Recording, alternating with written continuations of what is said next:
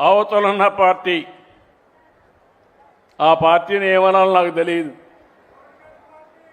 కోడికత్తి party,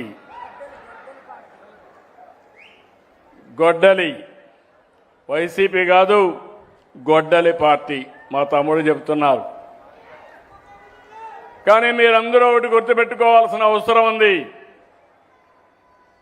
నేరాలు చేసే ప్రవృత్తి ఉండే వ్యక్తులు రాజకీయాలకు పనికి రారు. అతనికి ఒక మానసిక సమస్య ఉంది. ఆ సమస్య అందరినీ మోసం చేయడం, అవకాశం ఇస్తే అందరినీ నాశనం చేయడం. 5 ఏళ్ళు ఏం జరిగిందో మీరు ఒక్కసారి ఆలోచించండి.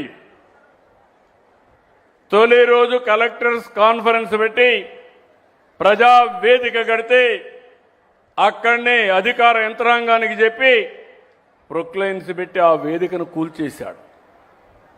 అంటే ఆ వేదిక కట్టడానికి 2 ఏళ్ళు 1 సంవత్సరం పడుతుంది, కూల్చడానికి గంటే. అదే మరిగా పోలవరాన్ని కష్టపడి 72% పనులు పూర్తి చేశాం. పోలవరం పూర్తయి ఉంటే ఈ రాష్ట్రానికి ఒక వరంగా తయారయ్యేది.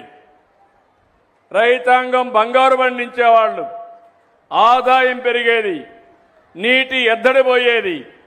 నీరే మొత్తం మనకు ఆధారం, జీవనాధారం. అలాంటి ప్రాజెక్టు నాశనం చేశాడు. అమరావతి ప్రాజెక్టును మీరు గుర్తుపెట్టుకోవాలి. అమరావతి ప్రజా రాజధాని, అమరావతి మన మైథాలజీలో దేవతల రాజధాని.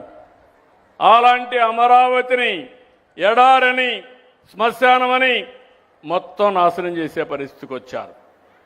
ఇవి చూసినప్పుడు నాకు చాలా బాధేస్తుంది. ఒక వ్యక్తి నిర్మాణం చేయగలుగుతాం, అదే ఎన్డీఏ ఈరోజు నిర్మాణం చేస్తున్నాం. అదే ఒక వ్యక్తి విధ్వంసం చేయగలుగుతాడు.